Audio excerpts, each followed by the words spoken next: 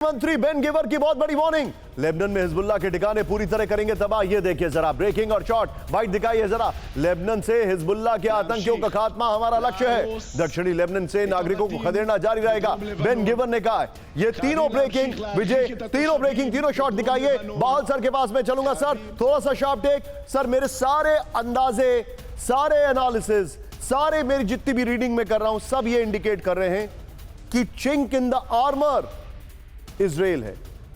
मान के चलिए कि यह युद्ध अभी रुकने वाला नहीं है, ऐसा कहा जा रहा है दुनिया भर के तमाम एक्सपर्ट्स की तरफ से। Lebanon will be the cause.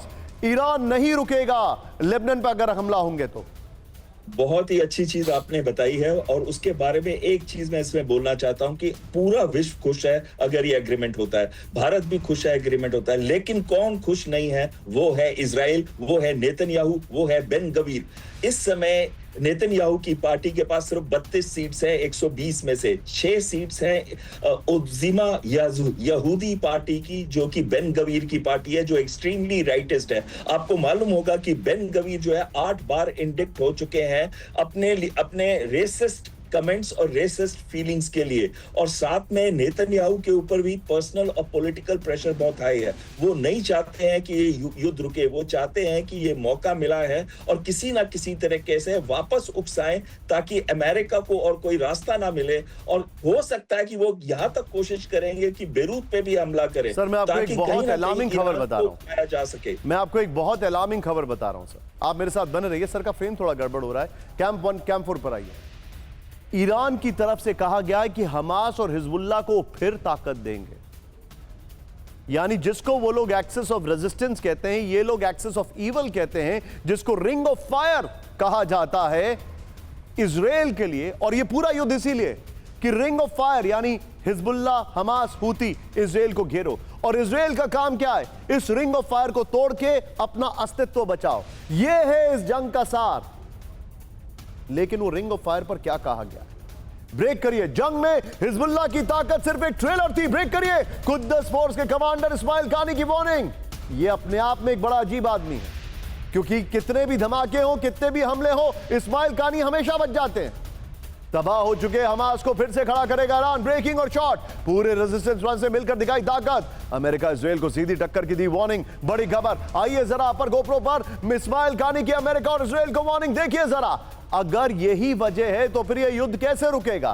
Point यह है कि अगर ईरान अपने रंग ढंग नहीं बदलेगा तो इजराइल अपने रंग ढंग क्यों बदले? पॉइंट है कि नहीं? मामला बराबर का होना चाहिए। और ऐसे में ट्रंप क्या करेंगे? हालिया जंग में हिजबुल्लाह ने बेहद आक्रामक और मजबूत प्रदर्शन किया है। भीषण तबाही के बाद भी हमास को दोबारा खड़ा करेगा ईरान।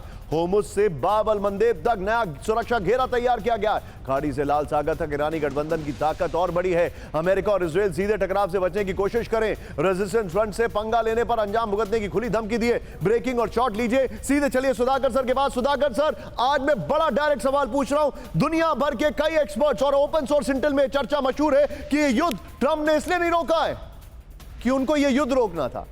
ओपन सोर्स इंटेल में दुनिया के एक्सपर्ट्स कह रहे हैं ट्रंप ने इसलिए रोका है क्योंकि उनके पूरे परिवार में मिडिल ईस्ट का पैसा लगा है और वो इन्वेस्टमेंट हैम्पर हो रहा है।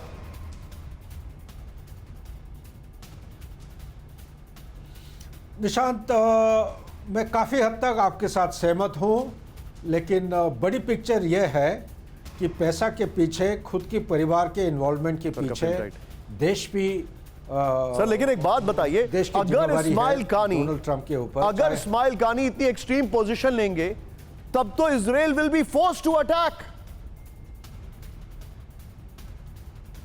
एब्सोल्युटली, ये वहीं पे आपने बिल्कुल सही कड़ी को पकड़ा है। ये पूरा जो लड़ाई है, नेतान्याहू का लड़ाई है, और लड़ाई का जो हल वो निकालने की कोशिश कर रहे हैं। नेतान्याहू को अलग थलग कर दिया है। पीस प्रपोजल में कहीं पे उसको इनकॉर्पोरेट या उसका सलाह लिए नहीं है। तो ऑब्वियसली जिसने लड़ाई शुरू किया था उसका बिना सलाह, बिना कंसल्टेशन कैसे आप समाप्त कर सकते हो? नंबर 1। नंबर 2, नेतान्याहू जो भी कुछ कर रहा है ये अपने लोग की हित के लिए कर रहा है। चाहे हम कितने भी बोले क्रिमिनल केसेस है, उसका इलेक्शन आ रहा है, अरे सर, वो इलेक्शन को पोस्टपोन सर दुनिया में कुछ चुनिंदा लोगों में से है जिस आदमी ने अपने परिवार के, अपने सगे भाई को आतंक की वजह से खोया है, वो नेतन्याहू है। And I am not batting for him, but that's a fact. हाँ, ये बिल्कुल आप एनटीबी इफ यू आप रिमेंबर। बिल्कुल सही कह रहे हैं। मैं भी बैट नहीं कर रहा हूं नेतान्याहू के लिए। Correct, absolutely. नेतान्याहू के लिए जो सॉफ्ट कॉर्नर था वो जी। 7 अक्टूबर 2023 के बाद 30-35 दिन तक था। उसके बाद धीरे धीरे आप देखते जाइए वर्ल्ड ओपिनियन उसके खिलाफ हो गया है। और आज के दिन जी। में he is a criminal, he is a genocide master, he is a mastermind killing people. I have not that I am in the side of Iran और टेररिज्म, लेकिन अगर आप प्रिंसिपल्स देखेंगे, rule of You're engagement right. देखते हैं I agree. 21st century आप ठीक में, कह रहे हैं। आप अगर नेतान्याहू को accept There has to be some करेंगे ethics. तो मेरे ख्याल से आप ये पूरा विश्व को चला There नहीं has to be पाएंगे। some ethics, sir. मैं आपके पास आ रहा हूं। ये इस वक्त की बड़ी खबर मैं आपको बता रहा हूं। एंड वक्त में रुका है। ये देखिए जरा, टेक ऑफ से पहले ही सिर्फ 1 घंटे पहले रोका गया ऑपरेशन। सैकड़ों ठिकानों को तबाह करने के लिए तैयार थे फाइटर जेट और मिसाइल्स। पूरी इजरायली वायुसेना हथियारों से लैस थी। ब्रेकिंग और शॉट। ट्रंप के सीधे दखल के बाद डला ईरान पर विनाशक हमला। ये बड़ी खबर आ रही है, ये देखिए जरा।